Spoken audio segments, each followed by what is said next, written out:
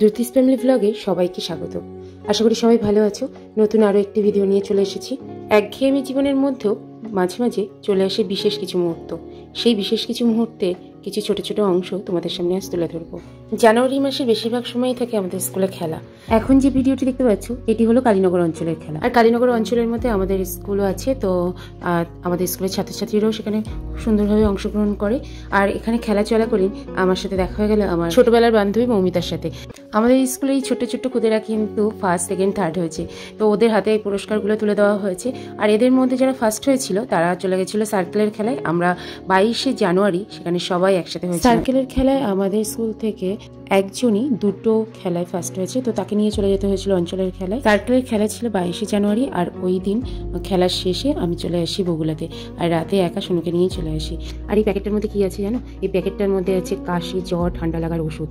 এগুলো সব একসাথে কড়াইতে গরম করে তারপরে গুঁড়ো করতে হয়। সুট, আদা, পিপুল, যষ্টি মধু, গোলমরিচ, লবঙ্গ, এরকম অনেক কিছু আছে এর মধ্যে। প্রায় 8-9 রকম জিনিস দিয়ে এটা বানানো হয়েছে। যেন অনেকদিন বিয়েবাড়ি যাওয়া হয়নি, কিন্তু বাড়িতে গিয়েই যখন শুনলাম পাশে একটা বিয়েবাড়িতে নিমন্ত্রণ আছে, আমি কিন্তু আর সুযোগটা হাতছাড়া একেবারেই করিনি। আর সোনুও এইসব জায়গায় যেতে খুব ভালোবাসে। আর সোনু ওখানে গিয়ে কী খায় জানো? বিয়েবাড়িতে গিয়ে শুধুই পকোড়া। আর এই বিয়েবাড়িতেও পকোড়া খেয়েছে 4 থেকে 5 প্লেট শুধুই পকোড়া, একটুও ভাত খায়নি জানো। আর আমিও জোর করিনি, কারণ এতগুলো পকোড়া খাওয়ার পরে যদি একটু ভাত একদিন না খেলো তো কী বা হলো। আমিও বিয়েবাড়িতে গিয়ে ওই জিনিসগুলোই বেশি পছন্দ করি, একটু ফুচকা, কফি, পকোড়া, ব্যাস এগুলোই ভালো লাগে।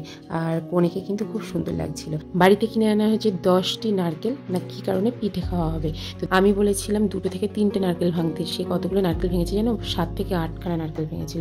আর বাড়ির পাশে কলেজ মাঠেও চলছিল কলেজের অনুষ্ঠান।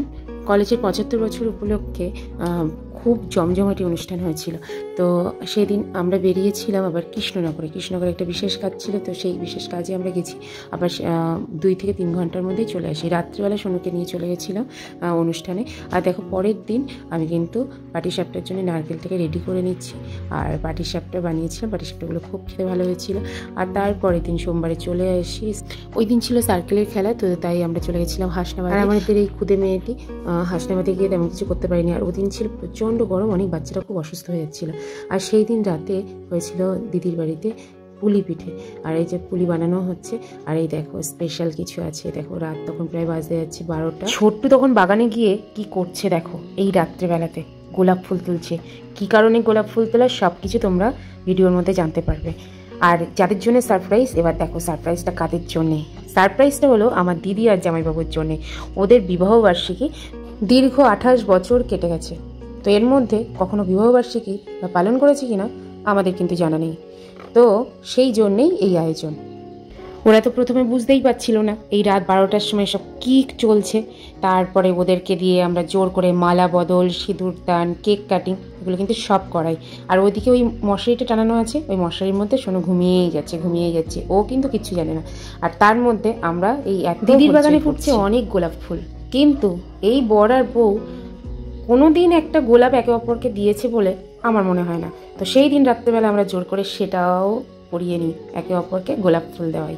আর জামাইবাবুকে দিয়ে দিদির খোপায় গোলাপ ফুল পরিয়ে দিতে বলি। আর আমার জামাইবাবুটা না ভীষণ ভালো, যা বলছি সব সুন্দরভাবে করছিল। জীবনটা খুব ছোট্ট, তাই এই জীবনের প্রত্যেকটা মুহূর্ত যেন হাসি খুশিতে ভরে ওঠে, তো সেটাই আমরা চাই সব সময়। আর আমাদের দিদি জামাইবাবুর জন্য এটাই আমাদের শুভকামনা রইল, যে ঈশ্বর যেন ওদের সব সময় ভালো রাখে, এরকম হাসি খুশি রাখে। আর একে অপরের পাশে সব সময় যেন ওরা এতদিন যেভাবে থেকেছে সেইভাবে যেন থাকে। প্রথমে মামুনি ওর বাবা মাকে কেক খাওয়ায়, আর শুধু খাওয়ায়নি, গালেও খানিকটা মাখিয়ে দিয়েছে, এই দেখো। আর দিদি তাতে ভীষণ বিরক্ত, ইস এই রে নাক দুটো। এরপরে ছোট্টু খুব মিষ্টি মুখে কেকটা খাইয়েছে, আর তারপরে খাওয়াই আমি। তো দ্যুতিস ফ্যামিলি ব্লগের এই ভিডিওটা তোমাদের কেমন লাগলো অবশ্যই জানিও। আর আমি দিদি জামাইবাবুকে কেক খাওয়ানোর পাশাপাশি একটা ছোট্ট গিফটও দিয়েছি। আর আমার এই ভিডিওটা যদি তোমাদের ভালো লাগে তাহলে অবশ্যই একটা লাইক, কমেন্ট, শেয়ার করতে ভুলো না। তো সবাই ভালো থেকো, আর এইভাবে দ্যুতিস ফ্যামিলি ব্লগের পাশে থাকো। তোমাদের ভালোবাসা এবং তোমাদের আশীর্বাদের সত্যি আমরা পরিপূর্ণ। আরও তোমাদের কাছ থেকে ভালোবাসা পেতে চাই।